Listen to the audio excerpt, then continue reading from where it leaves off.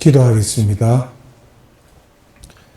은혜가 풍성하신 아버지 하나님 감사합니다. 오늘도 우리를 사랑하셔서 지난 3일 동안도 세상에서 보호하시고 생명의 말씀 앞으로 인도하신 하나님 감사합니다. 이 시간 성령님 함께해 주셔서 말씀을 우리 마음에 깊이 새길 수 있도록 충만하시기를 원합니다. 우리는 우리 마음대로 하는 것 같으나 하나님께서 우리에게 개입하지 않으시면 아무것도 할 수 없는 그러한 아무것도 아닌 존재입니다. 그러나 하나님께서 우리를 사랑하사 생명을 주시고 말씀을 주셔서 날마다 우리 영혼을 일깨우시는 하나님께 무한한 감사와 찬양과 영광을 올려드리며 예수님의 이름으로 감사하며 기도드리옵나이다. 아멘. 오늘은 사마리아 여인과 두 번째 표적입니다. 본문 말씀이 길지만 읽도록 하겠습니다. 요한복음 4장 1절에서 42절 말씀입니다. 예수께서 제자를 삼고 세례를 베푸시는 것이 요한보다 많다 하는 말을 바리새인들이 들은 줄을 주께서 아신지라. 바로 열고 예수께서 친히 세례를 베푸신 것이 아니요 제자들이 베푸신 것이라. 바로 닫고 유대를 떠나사 다시 갈릴리로 가실새 사마리아를 통과해야 하겠는지라. 사마리아에 있는 수갈하는 동네에 이르시니 야곱이 그 아들 요셉에게 준 땅이 가깝고 거기 또 야곱의 우물이 있더라. 예수께서 길 가시다가 피곤하여 우물 곁에 그대로 앉으시니 때가 6시쯤 되었더라. 사마리아 여자 한 사람이 물을 길러러 왔으며 예수께서 물을 좀 달라 하시니 이는 제자들이 먹을 것을 사러 그 동네에 들어갔음이로라. 사마리아 여자가 이르되 당신은 유대인으로서 어찌하여 사마리아 여자인 나에게 물을 달라 하나이까 하니 이는 유대인이 사마리아인과 상종하지 아니함이로라. 예수께서 대답하여 이르시되 내가 만일 하나님의 선물과 또 내게 물 좀 달라 하는 이가 누구인 줄 알았더라면 내가 그에게 구하였을 것이요 그가 생수를 내게 주었으리라. 여자가 이르되 주여 물기를 그릇도 없고 이 우물은 깊은데 어디서 당신이 그 생수를 얻겠사옵나이까. 우리 조상 야곱이 이 우물을 우리에게 주셨고 또 여기서 자기와 자기 아들들과 짐승이 다 마셨는데 당신이 야곱보다 더 크니까. 예수께서 대답하여 이르시되 이 물을 마시는 자마다 다시 목마르려니와 내가 주는 물을 마시는 자는 영원히 목마르지 아니하리니 내가 주는 물은 그 속에서 영생하도록 솟아나는 샘물이 되리라. 여자가 이르되 주여 그런 물을 내게 주사 목마르지도 않고 또 여기 물기를 오지도 않게 하옵소서. 이르시되 가서 내 남편을 불러오라. 여자가 대답하여 이르되 나는 남편이 없나이다. 예수께서 이르시되 내가 남편이 없다 하는 말이 옳도다. 너에게 남편 5이 있었고 지금 있는 자도 내 남편이 아니니 내 말이 참되도다. 여자가 이르되 주여 내가 보니 선지자로소이다. 우리 조상들은 이 산에서 예배하였는데 당신들의 말은 예배할 곳이 예루살렘에 있다 하더이다. 예수께서 이르시되 여자여 내 말을 믿으라. 이 산에서도 말고 예루살렘에서도 말고 너희가 아버지께 예배할 때가 이르리라. 너희는 알지 못하는 것을 예배하고 우리는 아는 것을 예배하노니 이는 구원이 유대인에게서 남이라. 아버지께 참되게 예배하는 자들은 영과 진리로 예배할 때가 오나니 곧 이때라. 아버지께서는 자기에게 이렇게 예배하는 자들을 찾으시느니라. 하나님은 영이시니 예배하는 자가 영과 진리로 예배할지니라. 여자가 이르되 메시아 곧 그리스도라 하는 이가 오실 줄을 내가 아노니 그가 오시면 모든 것을 우리에게 알려주시리이다. 예수께서 이르시되 내게 말하는 내가 그러하시니라. 이때에 제자들이 돌아와서 예수께서 여자와 말씀하시는 것을 이상히 여겼으나 무엇을 구하시나이까 어찌하여 그와 말씀하시나이까 묻는 자가 없더라.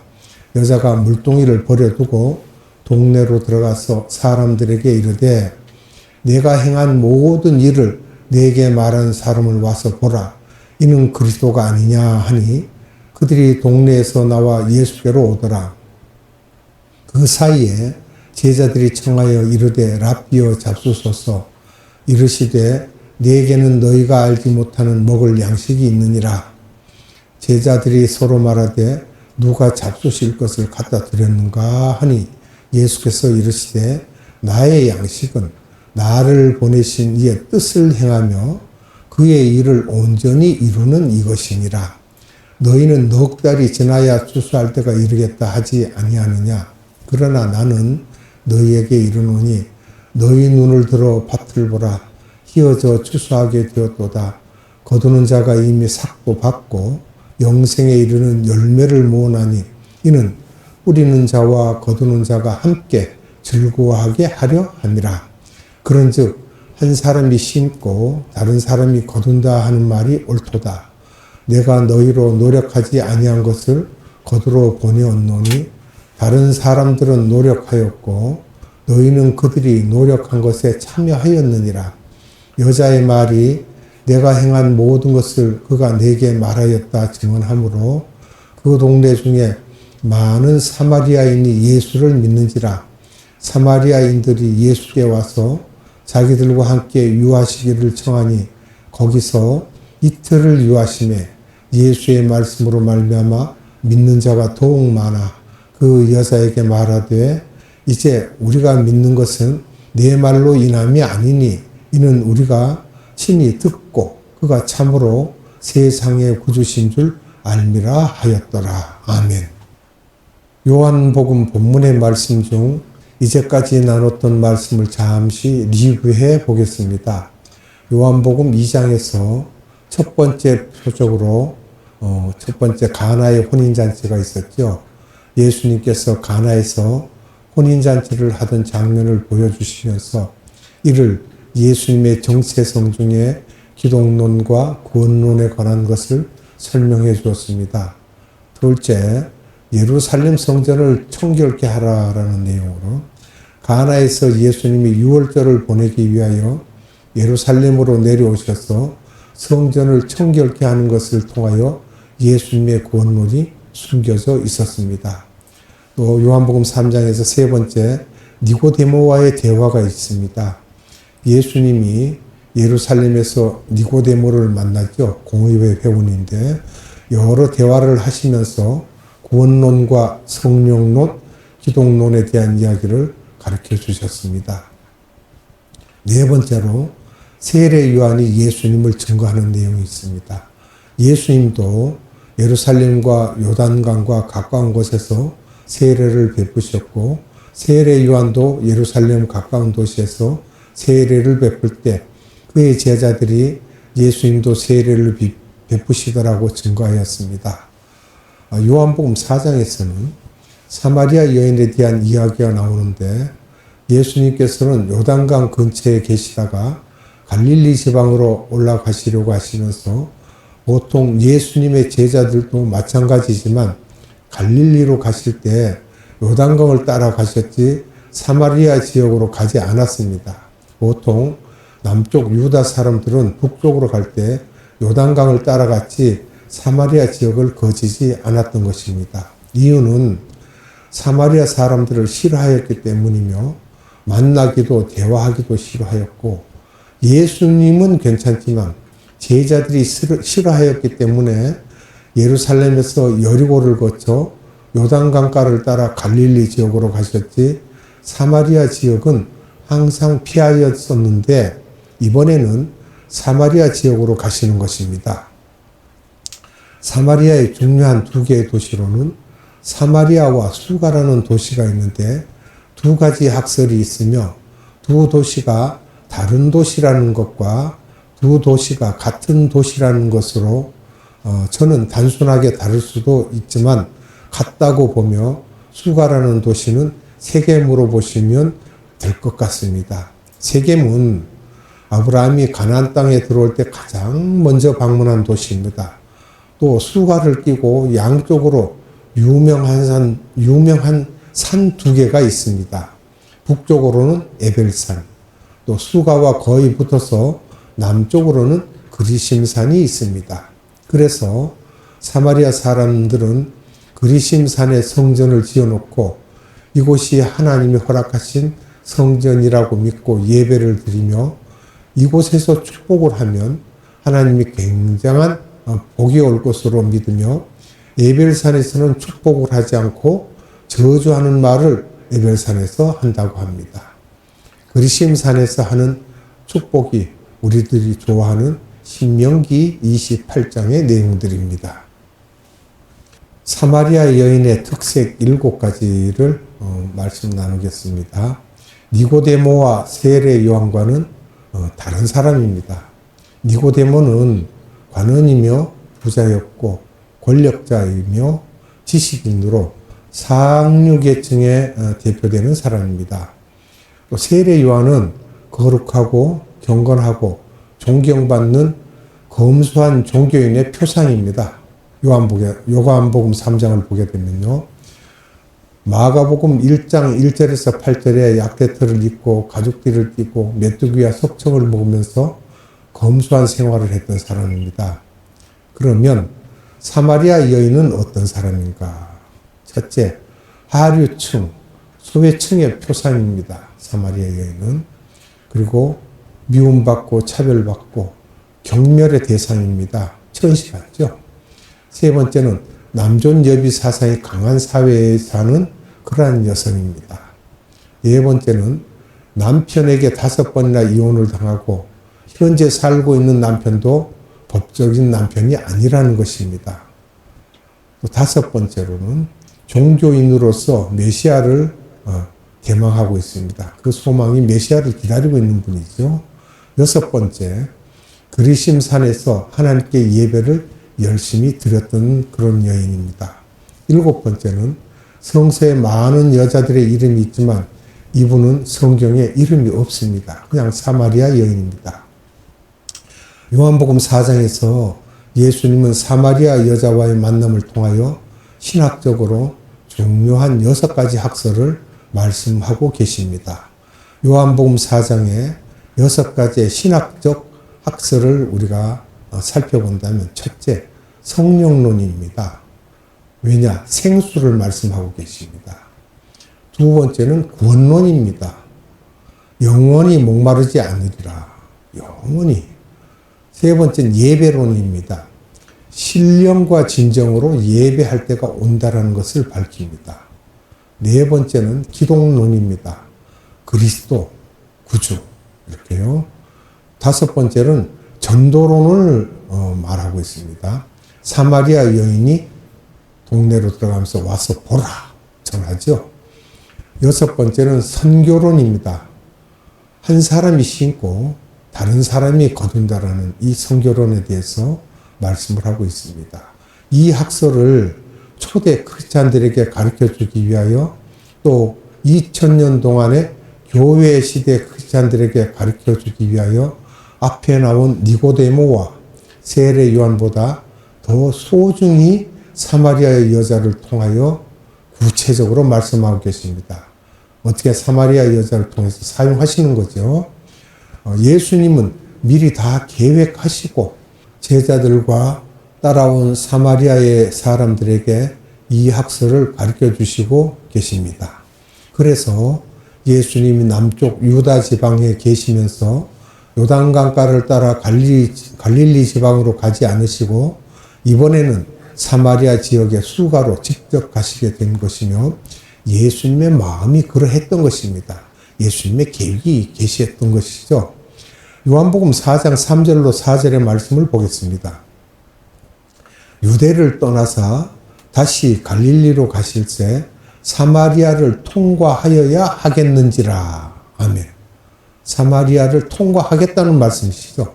이렇게 갈릴리 지역으로 가실 때 꼭 사마리아를 통과하여야겠다고 하신 이유는 이 사마리아 여인을 만나기 위함이라고 볼 수 있습니다.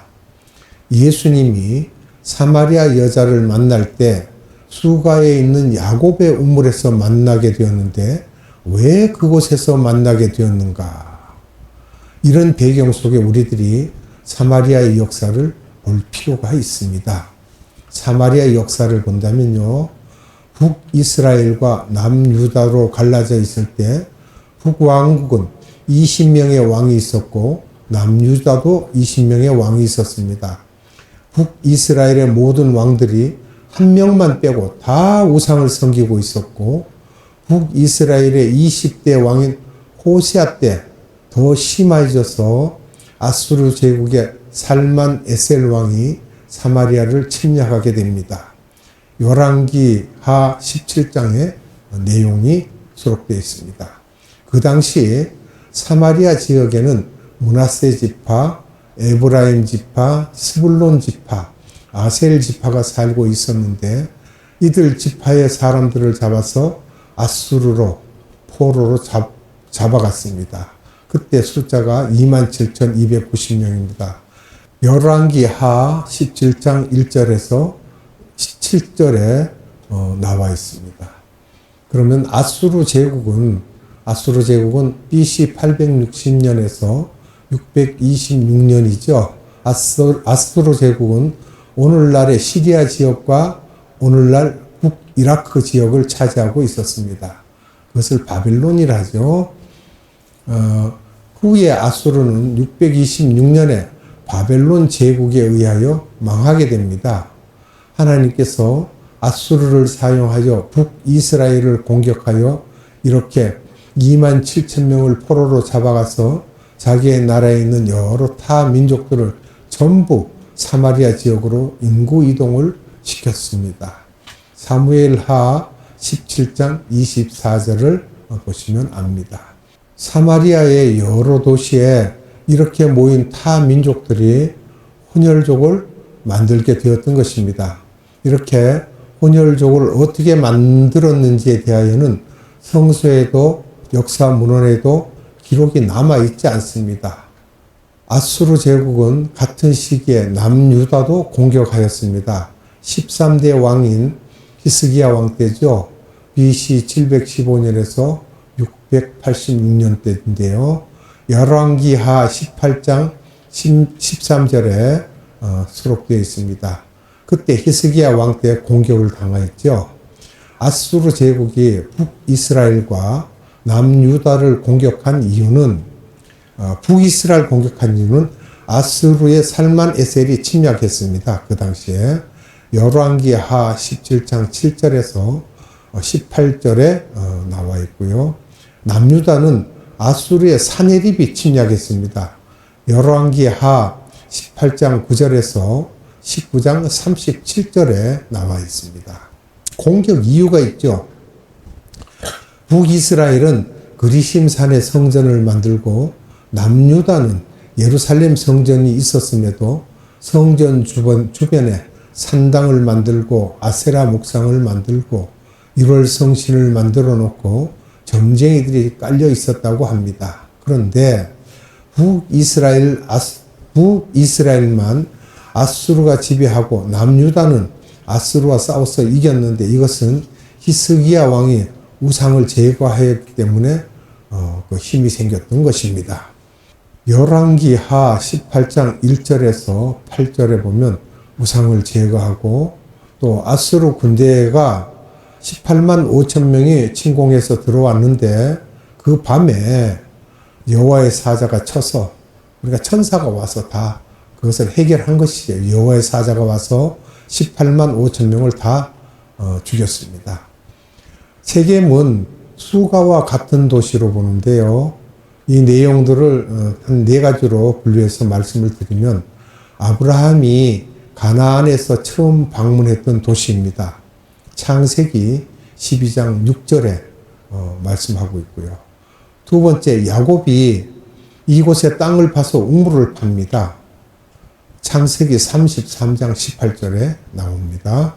우물을 팠다는 것은 구약에 나오지 않고 요한복음 4장 6절에 나옵니다.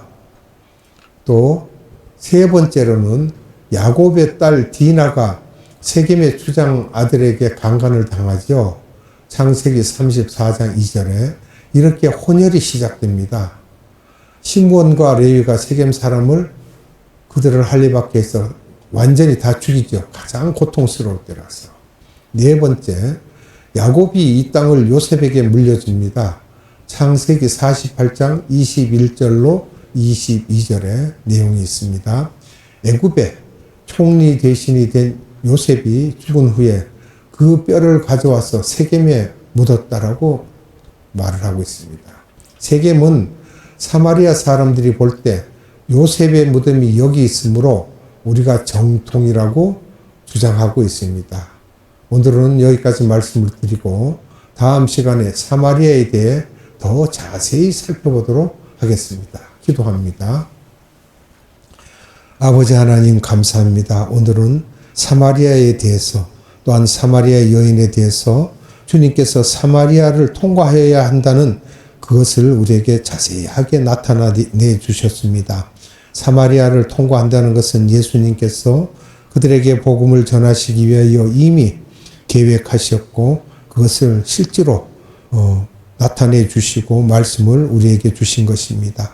그러므로 우리는 이 말씀을 볼 때 우리 영혼을 일깨워서 우리 영혼의 생명 양식이 되도록 역사할 수 있도록 항상 하나님께로만 초점을 맞출 수 있는 그러한 우리가 되게 하시고 말씀에 우리 영이 항상 반응할 수 있도록 은혜 베풀어 주시옵소서. 생명의 말씀을 주신 하나님께 감사와 찬양과 영광을 올려드리며 예수님의 이름으로 감사하며 기도드리옵나이다. 아멘. 주님 가르쳐준 기도로 예배를 마치도록 하겠습니다. 하늘에 계신 우리 아버지, 아버지의 이름을 거룩하게 하시며 아버지의 나라가 오게 하시며 아버지의 뜻이 하늘에서와 같이 땅에서도 이루어지게 하소서. 오늘 우리에게 일용할 양식을 주시고 우리가 우리에게 잘못한 사람을 용서하여 준 것 같이 우리 죄를 용서하여 주시고 우리를 시험에 빠지지 않게 하시고 악에서 구하소서. 나라와 권능과 영광이 영원히 아버지의 것입니다. 아멘.